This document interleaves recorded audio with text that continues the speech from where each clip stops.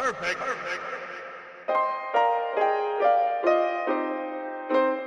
I really dig Vant panels. So here's the backstory. I was moving into my old apartment. My headboard that I ordered that I wanted would not fit up the stairs. So we ended up having to return it. But I wanted that hotel-esque feel, that's my aesthetic. And in order to get that, I needed a really large headboard. By not being able to fit the headboard upstairs, I had to do some digging online and I came across Vant panels. Vant panels are super dope. If you go on YouTube, if you go anywhere and you look them up, you're gonna see basically, you know, young white women putting these things up because that's who they're marketing this to. But I mean, anyone can. You don't have to be a burly young white woman to put these up. Like, anyone can do it. All you need is a power drill and of course the Vant panels. Basically, they're like little panes that you stick on the wall. Just snap them. They come in a variety of colors and textures, and I stand by them. Again, I gave them 4 bomb drops. Anyway, moving on. After I got mine installed, which I think I might have a picture of it, let's see. After I got mine installed, I ended up moving again because, you know, I'm always making moves. And my new spot, I had this huge living room. And I just saw myself putting an 82-inch TV in that bad boy.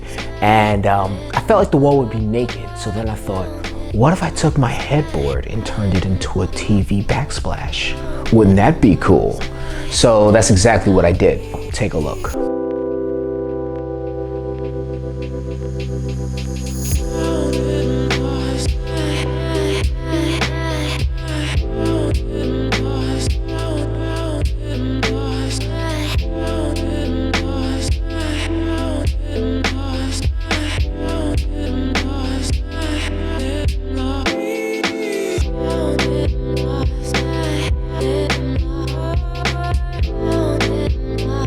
So before you go, I just wanted to show you how I did it. So I went to shop, I bought the Vant panels, I bought 3 of the 30-inch, and I bought 1 of the 39-inch for my layout in particular.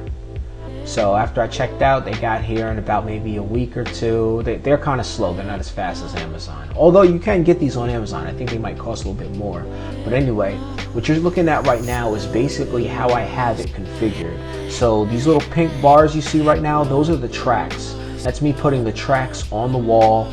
And each box comes with 4 Vant panels and 4 tracks. So 1 track you're gonna have to use 2 Vant panels. So the minimum height of one particular section is gonna be too high. So as you can see, this might be the smallest one you can make with Vant panels, you know, as far as, you know, height, because you can't just make it a 1 pane Vant panel. The tracks are all 2 times the size. Another thing I want you to pay attention to is, if you look at the middle, that middle is exposed wall. So that's where I installed my TV mount. Now, the TV mount is more than likely going to have to be installed on the lower portion of that